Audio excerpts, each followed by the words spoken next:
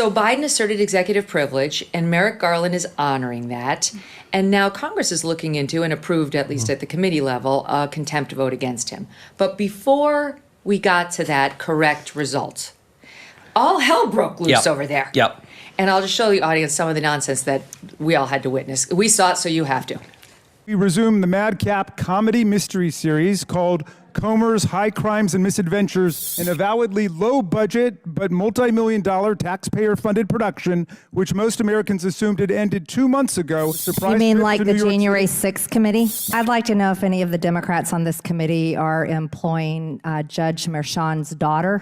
Do you know what we're here for? You know we're here about AG. I don't think you know what you're here for. Well, you the one talking about. I think your fake eyelashes are messing up. No, ain't nothing. Hold on. Listen. Order. Mr. Chairman. That's beneath even order.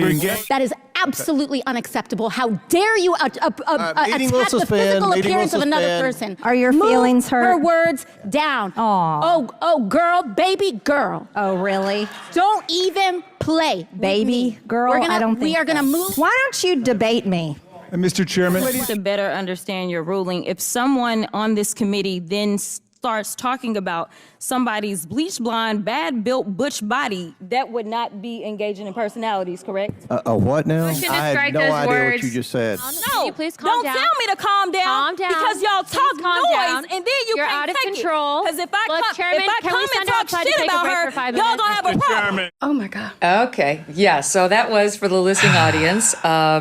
MTG, she was the one saying, you mean like the January 6th committee? First it was Jamie Raskin saying this is like Comer's high crimes and misdemeanors. Then in pipes MTG, and she mentions this woman, Jasmine Crockett, Democrat of Texas, I think Southern Dallas, her eyelashes. Then Crockett comes out to say you have a butch body to MTG. AOC pipes in, and finally we have Crockett dropping the S word inside the halls of Congress saying, y'all talk noise and then you can't take it. When was the last time you had that happen over in the U.S. Senate? Aren't you glad you're not in the House? Yes. Like, wow. I'm sorry that it's just a circus. Actually, my favorite, though, is James Comer midway through leaning forward going, what now? He doesn't know what butch body means. Baby girl. Like, what are we doing? Like, it really, and I think you probably saw John Fetterman tweeted that he had compared the House to the Jerry Springer show, and he said, I now need to apologize to Jerry Springer. Yeah, he ran an ordered court. So I will tell you one virtue of serving in the Senate. That would not happen in the Senate. And part of it is the median age is about 106. That helps. So like, if you ever want to feel young, come to the U.S. Senate. You will feel spry. Like Katie and I, our colleagues are reminiscing about Eisenhower. So it really. So no one's ever looked at you and said, "Baby girl, baby girl." They haven't gotten that yet. Now Schumer might. Chuck Schumer just might. Grassley. I mean, you basically could be his great granddaughter. That's what someone was telling me. The median age in the Senate is like 67. Or I mean, wow. Seriously. All right, so it lends itself to a greater air of dignity on the plus side. And more sleeping in the job. Can I ask you? Yeah, I understand that. I'm getting there myself. Yeah. Why is it, like, truly, why does it look like that? Remember when we used to admire elected members of Congress, and this would have been unthinkable? Yeah. Is this because of social media? What's happening? I do. I think there is an element of social media that drives these types of things. You know, people are rewarded for being social media stars versus statesmen or stateswomen in this case. And I think, the country truly, I think, wants us to get back to a place where we can show people respect that we may not agree with. And so how we find that common ground, how we move it forward. I had a very different interaction with a Democrat the other day in a committee hearing for appropriations. Secretary of Commerce was there, and we were talking about the ways that we, work together.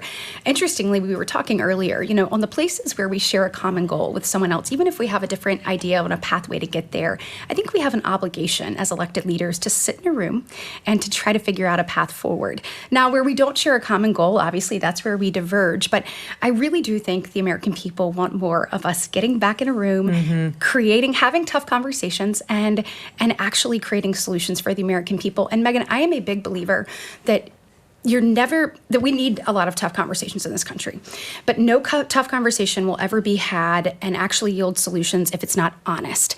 And we can't have honest conversations with people that we don't trust and respect. And so every interaction we have with our colleagues, whether it's the same side of the aisle or a different one, is an opportunity to earn that trust and respect. Don't you think it's easier in the Senate? I'm sorry, Yeah. but like, Yes. I can't. Jamie Raskin started it, not to sound like a third grader myself, but he opened that hearing with a ridiculous pronouncement on what it was.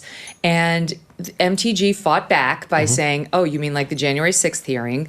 And it went downhill from there. But like, it was childish remark after childish remark, Senator. Look, I mean, I think it is good advice for anyone to follow of just don't be a jackass. Like, treat people with civility and respect. And can I just say something, and then I'll let you finish your point.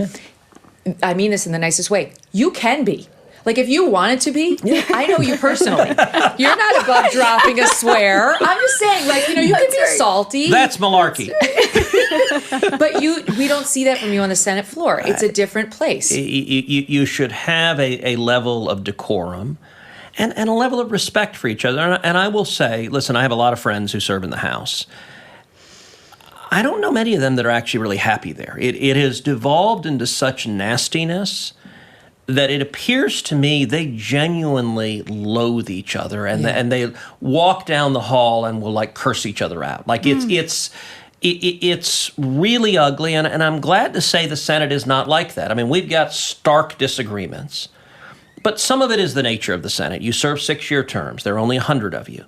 And it's very evenly divided, which means if you're slugging it out with someone today, you might need their vote tomorrow. And so there's But can I ask you a question about that? Because I came recently with my fam, and you guys were not in session, although I would have said hi. But we were told a story about Kirsten Sinema. This is before she left, and how the Dems, in the same way, the Dems will fight with the Republicans and it'll be knocked down. That's fine politically.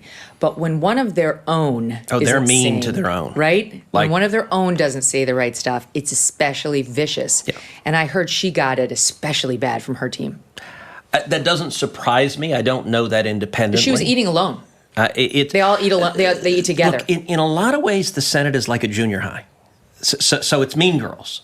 And all right, on the Republican side, we have lunch together every Tuesday, Wednesday, and Thursday in a little room, and there's all sorts of little politics of who you sit with, and the cool kids, and you have the jocks and the nerds, and I mean, it's not even high school. I mean, it really is. That's fair. You know, there's an odd Aren't dynamic. they all nerds? No, we actually have quite a few jocks. Interestingly enough, there are probably, a dozen of our colleagues who played college basketball, football. All right. I mean, we get, Dave McCormick, who's running for Senate in Pennsylvania. I did a rally with him, and I mean, he was all-state in football and wrestling and captain of the wrestling team at West Point. And so when I did the rally with him, I said, look, I was captain of the debate team, which means Dave is the kind of guy who would have stuffed me in the locker. and by the way, to be clear, Katie's husband, Wesley, Also true. who's a total stud, who played football at Alabama and then in the NFL. How long was he with the Patriots? He was here about 4.5 years, a little bit over that. So. And he's a giant of a man. Yeah, he's 6'8", 320, Oh, my Megyn. So goodness. he takes up most every door frame. Wow. And he played basketball with Cruz. So he played hoops with us, and okay, Wesley showed pity on us because if he really had moved his elbows with any force, we would all be hospitalized. It could have been a constitutional crisis, is what you're telling me. Yeah, he was very kind and kind of, we would foul him and he just sort of laugh and little man, like it was fine, but we had fun. I love it. I love to picture Chuck Schumer with his little burn book, in the back, like, yeah, we'll get him, we'll get her. Like, speaking of Mean Girls. Now that's believable. All right, so let's true. go back to that hearing, because the underlying thing and the resolution by that, at least committee, to proceed on contempt hearings against Merrick Garland is important. Yes. It's amazing. Yes. I heard you on your podcast talking about this. I agree with you. It's amazing that they're trying to sell Biden's interview by a special counsel as protected by executive privilege. So explain why that's such BS, and then could you please tell us what can be done about it? So it is utterly ludicrous, and they're counting on the fact that people that don't understand the legal terms for them not to realize what a frivolous claim it is. So executive privilege is actually something very important. It's a privilege that protects conversations that the president has with his senior advisors. And we want to protect executive privilege because we want a president to get good and candid advice. We don't want the national security advisor to be worried about, well, if I tell the president what I really think, I'm going to be hauled in front of Congress, or I'm going to be hauled in front of a court and have to testify about what I told the president. We want unvarnished advice to the president. It's why we've had executive privilege going back to George Washington, because it's critical to making the presidency work. Now, Democrats don't give a flip about executive privilege if it's the other team. So we've got right now Peter Navarro is in prison. Right. Because he claimed executive privilege and the Democrats subpoenaed him, and he refused to testify about his confidential communications with Trump, and he's in jail, and Steve Bannon is getting ready to go to jail. So when there's real executive privilege, and both of those claims were serious executive privilege claims, they didn't care at all, and the Biden Department of Justice locked him up. In this instance, if Biden were talking with, say, Merrick Garland and telling him, here are the priorities for the Department of Justice, that would have a real claim of executive privilege. You could have an arguable claim. You're talking about how the administration is run. Biden was not talking to Robert Hur with Hur as his subordinate. He was not instructing Hur, presumably, here's what I want you to do. Hur was a special counsel appointed to investigate Joe Biden on whether he committed multiple felonies. And Joe Biden was in that conversation essentially as a criminal defendant being interviewed by a prosecutor to determine whether or not to prosecute Joe Biden. And as you noted, Robert Hur concluded, yes, Biden committed multiple felonies. He did so repeatedly. He did so knowingly. He did so over an extended period of time. He did so brazenly. And mind you, the exact same felonies the Biden Department of Justice is prosecuting Donald Trump for.